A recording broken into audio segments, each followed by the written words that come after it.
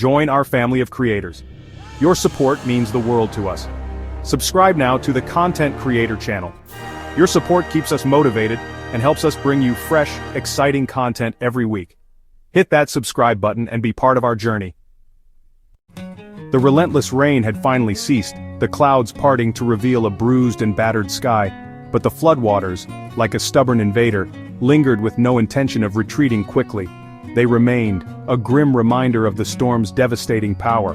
The murky waters continued their relentless creep, swallowing homes, businesses, and entire neighborhoods, leaving a trail of destruction and despair across the vast expanse of Texas. An eerie silence replaced the deafening roar of the storm, a silence that was heavy with the weight of loss and the uncertainty of the future. The quiet was broken only by the occasional sound of a distant helicopter or the muffled sobs of those who had lost everything. The receding waters revealed a landscape of unimaginable loss and profound uncertainty, a chaotic tableau of debris-strewn streets and shattered lives. The scale of the disaster was almost too much to comprehend. In the sweltering heat of mid-July 2025, displaced families huddled together in crowded emergency shelters, seeking refuge from the devastation outside.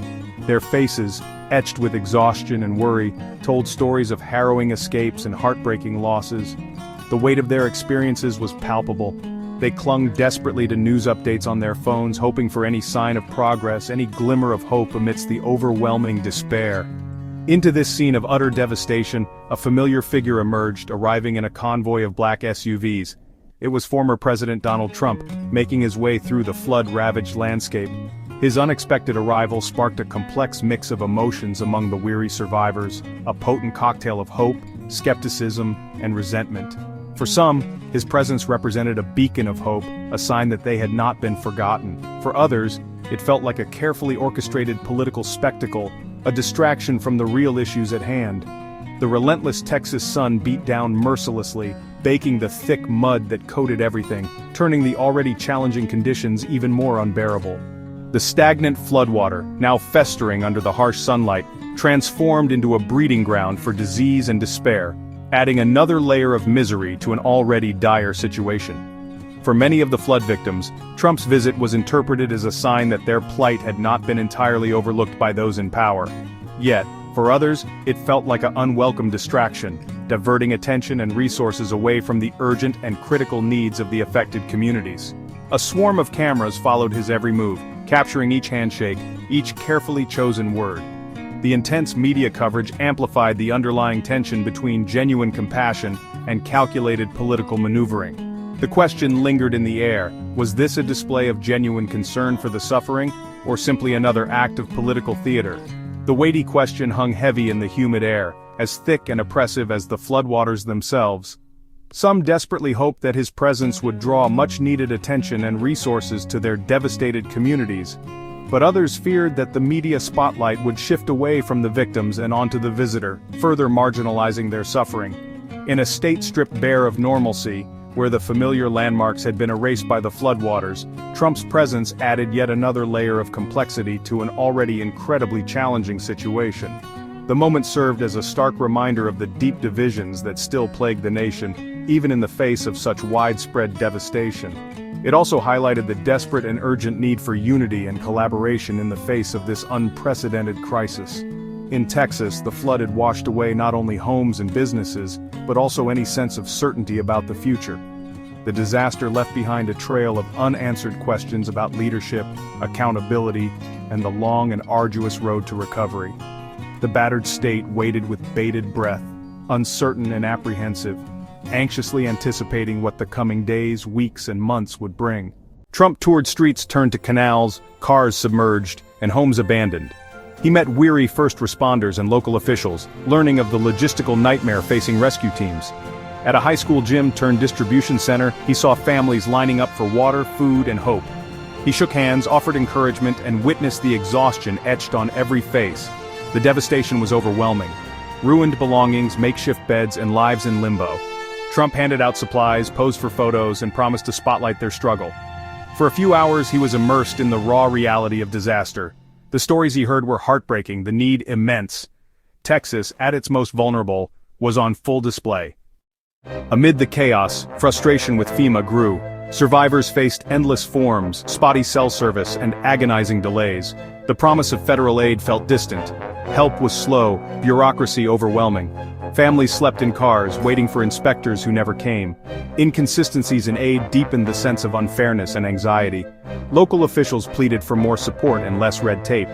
FEMA cited strict guidelines, but to victims, explanations sounded like excuses. The system felt impersonal, unable to adapt to the crisis. The slow response turned shock into simmering frustration. For many, the wait for help became its own disaster. The community's patience was wearing thin. The flood wasn't just a natural disaster, it was a human tragedy. To truly understand the magnitude of its impact, we must listen to those who lived it. Those who experienced the terror and the aftermath firsthand. Their voices are the most authentic record of what happened. Take Maria Rodriguez, a single mother working tirelessly to provide for her children. She waded through chest-high, debris-filled water with her children, desperately seeking safety. Each step was a struggle against the current, a fight for survival. In what felt like minutes, her home, her sanctuary, and all the precious memories within were gone, swept away by the relentless water. The life she had built was washed away. Then there's David Chen, an elderly veteran who served his country with honor. He was rescued from his attic, trapped and vulnerable, as the floodwaters rose around him. He was found clutching the last photo of his late wife, a tangible link to a love that time and tragedy couldn't erase. It was all he had left. Their stories, though unique, echo the experiences of thousands of others affected by this devastating flood. Loss, fear, a constant companion in the days and nights following the disaster, and the daunting struggle to start over, to rebuild lives from the ground up. Yet, amidst the devastation, resilience emerged, a testament to the strength of the human spirit. Consider Sarah and Tom Jenkins, who, despite losing their farm, their livelihood, selflessly used their boat to help neighbors evacuate and rescue stranded pets, offering comfort and aid to those in need. "We lost everything, but we still have each other," Sarah said, a simple statement that spoke volumes about the power of love and connection in the face of adversity. These acts of selflessness, these moments of human kindness, became lifelines in the darkness, beacons of hope in a sea of despair. The disaster's true cost cannot be measured in dollars and cents. It is measured in shattered lives, in broken dreams, and in the emotional scars that will linger long after the waters recede. A young boy, his eyes wide with uncertainty, asks if they'll ever be able to go home, a question that hangs heavy in the air. A business owner stares blankly at his ruined shop, the dreams he poured his heart and soul into now submerged beneath the mud and debris. These are the faces of the Texas floods, a diverse tapestry of humanity united by tragedy. They are real people, not just nameless statistics in a news report. Each one has a story to tell, a life irrevocably changed. Their voices, filled with pain and hope, call for compassion, for understanding, and for meaningful action to prevent such devastation from happening again.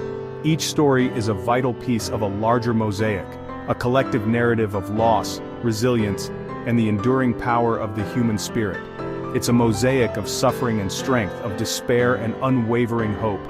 The flood revealed both the depths of human heartbreak and the unbreakable spirit of community, the innate desire to help one another in times of crisis. Even in the face of unimaginable loss, there was always a spark of hope, a glimmer of light in the darkness. For many, survival wasn't just about saving themselves, it meant extending a hand to others, offering support and rebuilding together. Trump's visit to the flood zone ignited a complex mix of emotions, sharply dividing the community already reeling from devastation.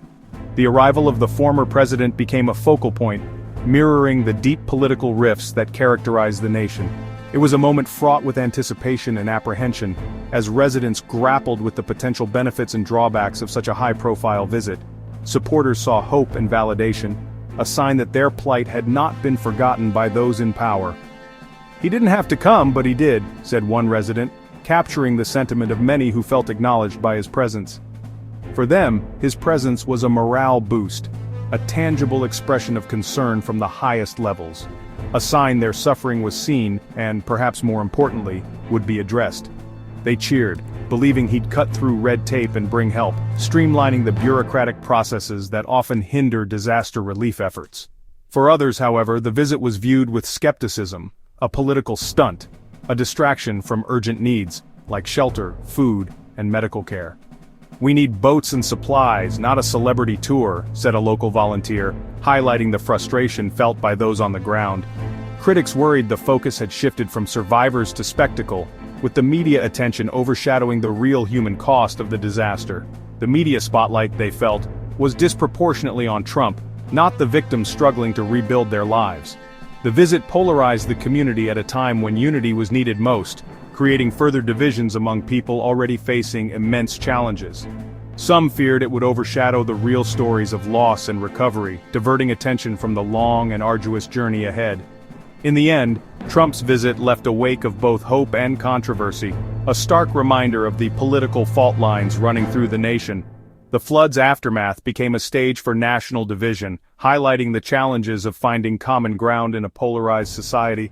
The community's needs remained urgent, regardless of politics, underscoring the importance of focusing on practical solutions and long-term recovery efforts. High-profile visits to disaster zones walk a fine line. Done right, they symbolize national solidarity and can accelerate aid. A leader's presence can lift spirits and focus attention on urgent needs, but the logistical demands can divert resources from relief efforts. The line between empathy and spectacle is thin, every gesture scrutinized. Supporters see compassion, critics see opportunism. In a polarized country, Trump's visit became a Rorschach test. The true impact is measured after the cameras leave. Does recovery accelerate, or do divisions deepen? The visit's legacy depends on what follows, action or more controversy. For Texas, the need for unity and real help outweighed any political theater. The community watched, hoping for more than just a photo op. Across Texas, fear and exhaustion mingled with resilience. The shock of disaster faded into the grind of recovery, clearing debris, navigating aid, and facing uncertainty. Anxiety about health, finances, and the future weighed heavily. Yet, hope persisted. Neighbors helped neighbors, volunteers arrived with boats and supplies. The Cajun Navy and local groups became lifelines. Determination to rebuild was fierce. Families gutted homes, children found joy in shelters. Community leaders organized cleanup and support. Texans refused to be passive victims. Survival became an act of grit and unity. The state was battered but unbroken. The challenges were immense, but so was the will to overcome. Resilience, forged in adversity, defined the mood. As national attention fades, Texas faces a marathon of recovery. Stable housing is the first urgent need. Thousands remain displaced. Without homes, families can't rebuild routines or heal. Economic recovery is daunting. Businesses destroyed, farms lost, jobs vanished. Rebuilding requires financial support, loans, grants, and job training. Government must deliver efficient, accessible aid tailored to local needs. Environmental cleanup is critical. Contaminated soil and water threaten health. Rebuilding must mean stronger infrastructure and smarter planning. The disaster is a wake-up call for better preparedness. Mental health support is vital. Trauma lingers long after the waters recede. True recovery means healing people, not just structures. Texas's road ahead demands a holistic, compassionate approach. The work is just beginning. The Texas floods are a story of human strength and the need for unity. The waters didn't discriminate, recovery must be a shared effort. Grassroots solidarity, volunteers, churches, neighbors, drives recovery. Leaders must set aside politics and focus on survivors' needs. This crisis is a chance to build more resilient, compassionate communities. Honest conversations about climate, planning, and preparedness are overdue. The flood stripped away trivialities, revealing what matters: family, neighbors, and collective endurance. The memory of this disaster will be one of resilience and unity, if we choose it. Let the legacy be bridges, not walls, helping hands, not blame. Texas can emerge stronger, safer, and more united